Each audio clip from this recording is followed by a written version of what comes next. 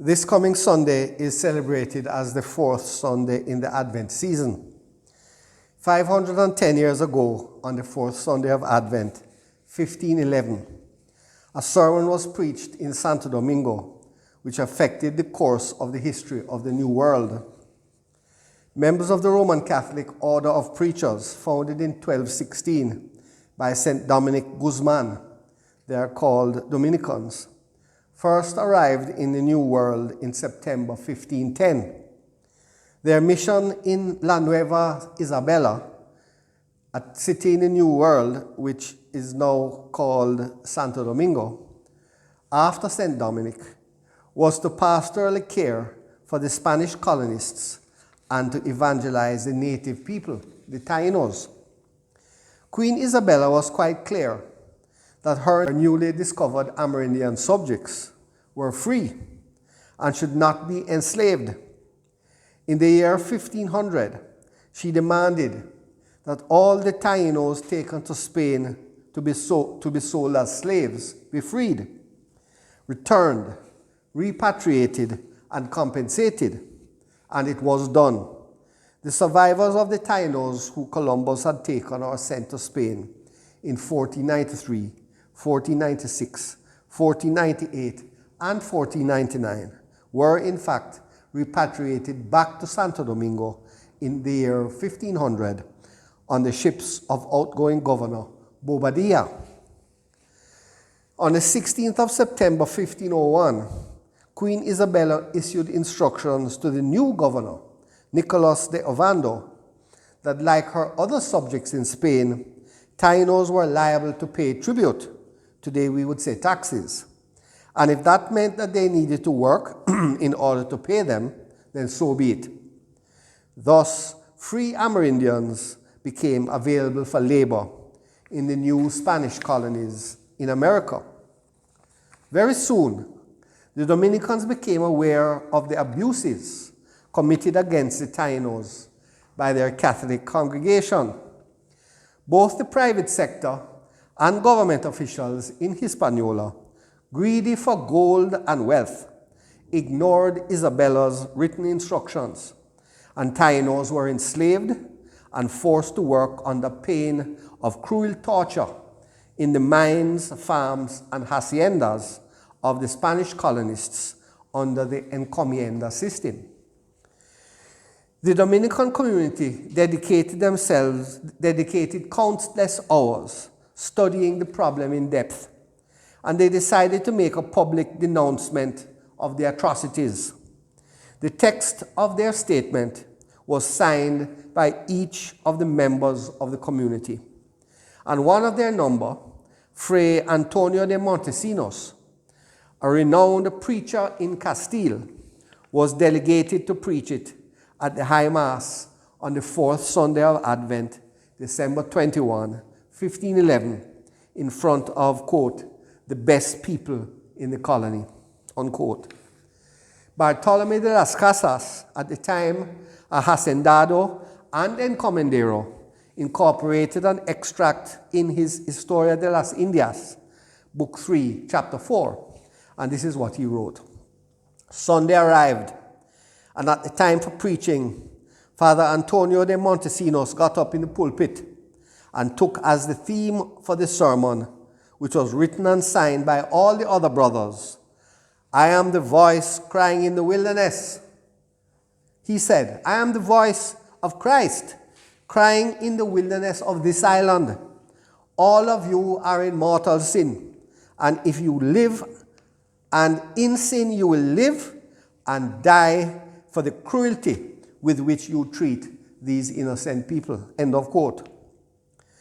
Listing the injustices that the Tainos were suffering at the hands of the colonists, Fray Montesinos, on behalf of all the Dominicans, proclaimed that neither he nor any of the other Dominican missionaries would allow these slaveholders to partake of the sacrament of confession.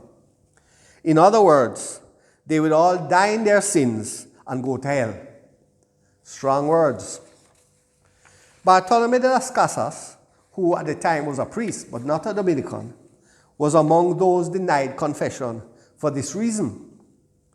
According to Las Casas, Fray Montesinos asked those in attendance, and I quote again, "Tell me by what right of justice do you hold these Indians in such a cruel and horrible servitude? On what authority have you waged such detestable wars against these people who dwelt quietly and peacefully on their own lands? Wars in which you have destroyed such an infinite number of them by homicides and slaughters never heard of before? Why do you keep them so oppressed and exhausted without giving them enough to eat or curing them of the sicknesses they incur from the excessive labor you give them? And they die, or rather you kill them, in order to extract and acquire gold every day? And what do you care if someone instructs them in the faith, and that they know their God and Creator, are baptized, attend Mass, keep holy days on Sundays? Are these not men? Have they not rational souls? Are you not bound to love them as you love yourselves? This do you not understand? This do you not feel? Are you in such a profound sleep that you are lethargic? Be certain that in such a state as you are, you can no more be saved than the Moors or Turks who lack and do not want the faith of Jesus Christ." End of quote from this powerful homily. The sermon of the Dominicans caused a tremendous commotion among the encomenderos, and they demanded an immediate apology. When Governor Diego Columbus visited their meager hut to threaten them that if they did not retract their sermon, they could pack their things and go back to Spain, they were able to respond to the governor, "Truly, sir, that would not take us very long to do."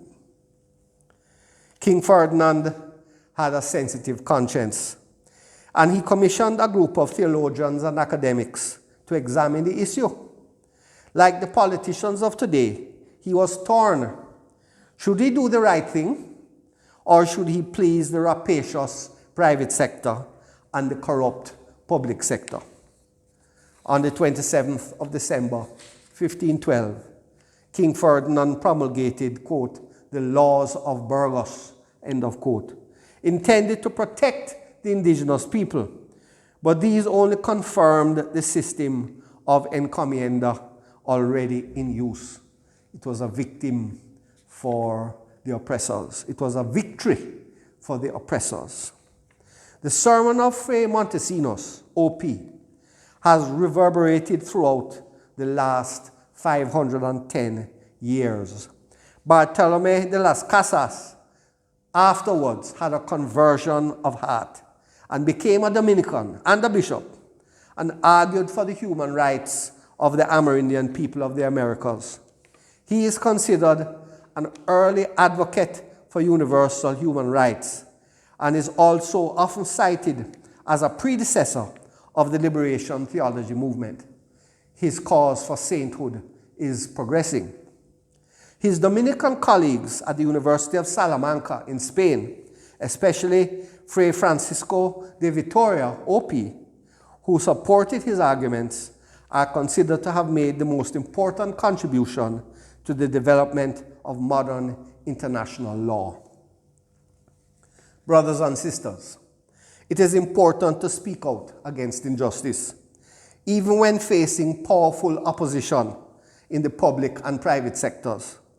You never know who may have a change of heart, and you don't know what may come of your advocacy down the road. A joyful Advent to you, and a Merry Christmas when it comes.